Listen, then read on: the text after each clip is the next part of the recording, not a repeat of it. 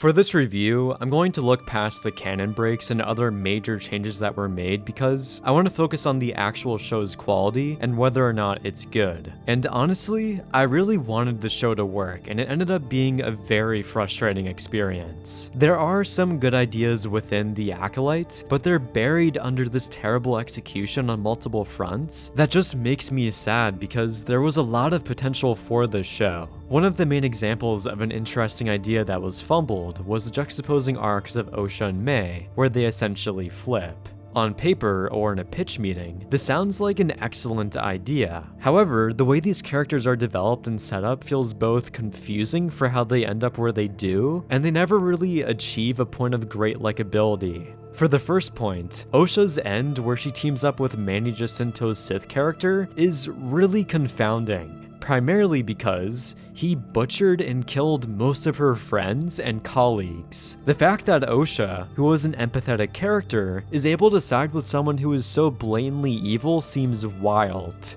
Now, I know she killed Sol and essentially enacted her revenge, which corrupted her to the dark side, but that's a far cry from siding with someone who was killing innocent people who you also had an attachment to. At this point in the story, it seems like Osha should be going on her own path, and since she's staying with this evil character, it feels kind of forced. For May, her perspective and overall arc is also underdeveloped and is a little head-scratching, albeit not as much as Osha's. Narratively, this dual opposing character arc should have been great, and the fact that it's this underwhelming is pretty sad. Another interesting idea floated in the show is the idea of the Jedi as a foundation being flawed. And honestly, they came kind of close to succeeding at making the Jedi be believably flawed, but again, its execution is really questionable. It seemed like very clear setup that Torben was going to be the person to kill Osha and May's mother, and that was going to be the reason why he exiled himself. But the fact that Sol was the one who did it, and with a confusing point of motivation of why he actually did it in that moment, is an odd writing choice. She was just trying to run away with her child, and Sol spontaneously just struck her down. Like, isn't this character supposed to be a Jedi master? It would be more plausible if a Padawan who is more jumpy and trigger happy to be the person who did this. Instead,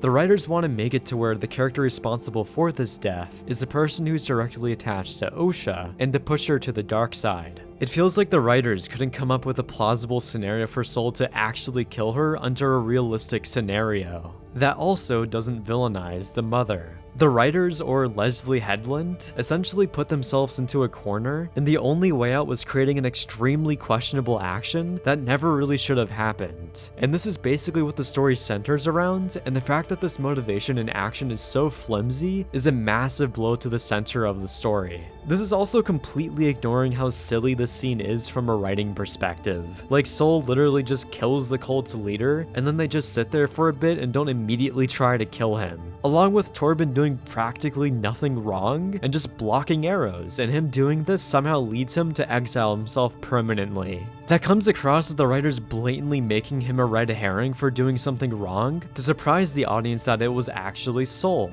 Except, this just doesn't make sense now. Like, this plot beat in a vague sense can work, but the execution on the writing front is so unbelievably ruined. Although, to give this scene some credit, I think it was pretty cool how the cult brainwashes the Wookiee Jedi and they have to fight their friend. That was genuinely a great moment with some solid action, even though it's followed by an immediate dumb moment of all the sisters just passing out, I guess, and then dying to rubble. Kind of a convenient way to dispose of this whole community. Also, there were certain elements from the third episode that everyone thought would receive an explanation by the end, like, oh, clearly the Jedi sabotaged this whole compound, and it wasn't just this Molotov cocktail. But nope, this entire rocky fortress was decimated by one small fire, and everything just spontaneously combusted in the span of 5 minutes. The equivalent of this would be Luke walking into the Death Star, starting a fire in one room, and then leaving, and the Death Star explodes 10 minutes later. It's the most blatantly absurd plot point in the entire show, and the fact that the writers don't try to make this make sense is crazy to me.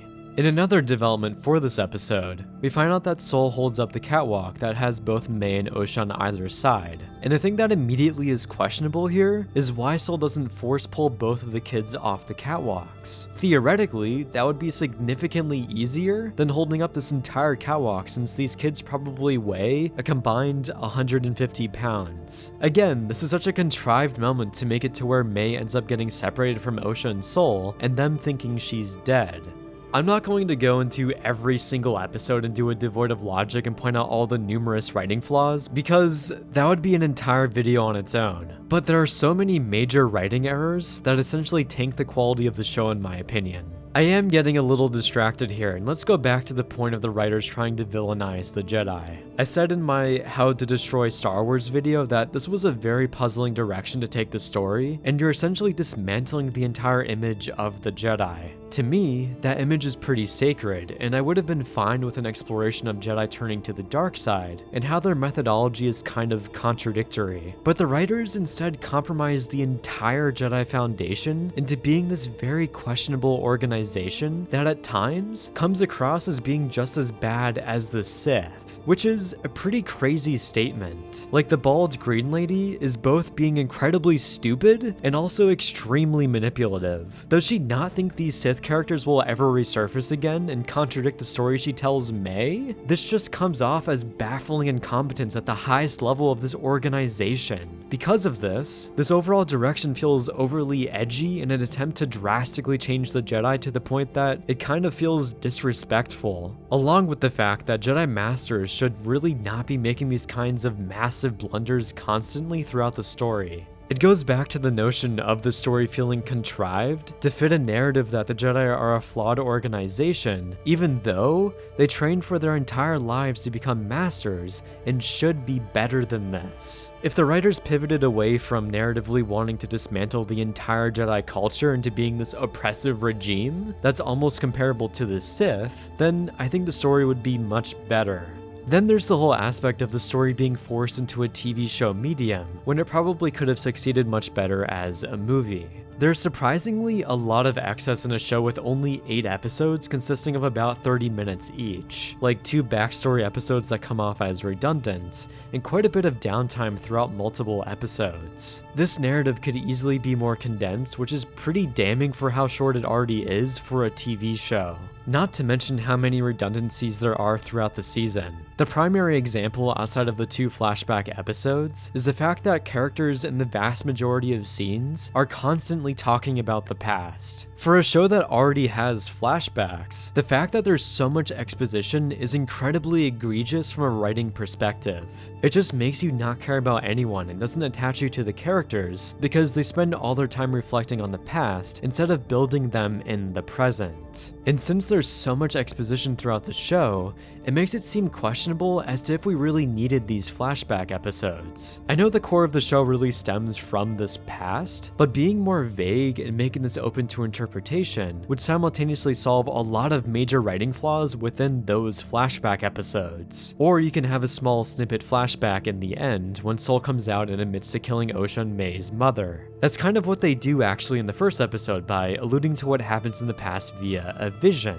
I'd rather they continue these types of visions as a through line throughout the show that alludes to the past and then is revealed in the end, instead of showing all of this in episode 3, which is half of the perspective and leaves the audience in a state of being baffled from how jarring and dumb the writing is in that episode. So what I'm getting at is less is more, and to allocate that time in selling Osha and May more because they are the entire point of the story. And since they essentially fumbled them as being interesting characters, that simultaneously makes the Acolyte fail as a show. And it's not like there's anyone else who is really that interesting since most of the other characters were just created to be cannon fodder for the midpoint climax. In relation to said climax, the action was genuinely pretty good for the lightsaber fight scenes. Whoever the action director was came up with some great choreography and it was filmed really well. I particularly liked how dynamic it was and how often the action would incorporate the environment. That's something that kind of annoyed me for the beginning of the show and how little these characters would interact with the environment. But this great action feels weightless because it takes place in a story in which you don't really care about these characters. cameos, along with the environments in which these scenes take place being the opposite of being a spectacle. Like for the primary lightsaber fight, you can literally make this environment be anything in the writing process, and the fact that it's just this drab and lame jungle is disappointing.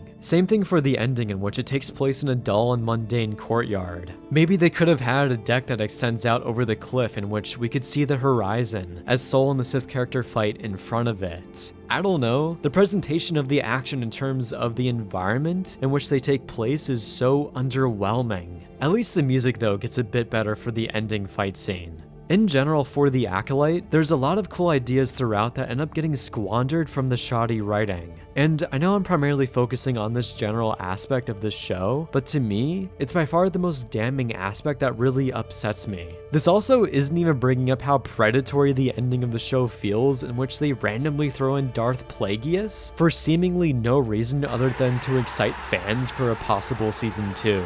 Like, has he just been sitting in this cave this entire time while Osha and Manny have been hanging out on the beach? Does Plagueis also like watching naked men take baths? What is even happening? Then there's also just Yoda sitting in a closet for the entire season, and then he finally shows up in the end. It feels like Leslie Headland is trying to dangle these big cameos for a possible second season to artificially create hype for that season. It's so soulless, and it honestly feels kind of scummy to do this. I also wouldn't be surprised if Plagueis was something they threw in at the last second, because it seems as if this was a reshoot or something. If you were to remove that cameo, it literally would not impact the story at all. It just happens randomly and comes out of nowhere. But yeah, while this review is moderately short, I primarily wanted to highlight how the Acolyte had some promising aspects, but were ultimately executed in a terrible fashion. Which is honestly pretty crazy, because screwing up a Sith and Jedi story should be pretty hard, and Leslie Headland manages to somehow achieve that hard goal. Thank you for watching, and my Letterboxd, Discord, and Patreon links are in the description. As usual, thank you immensely to my top patron Logan Farmer.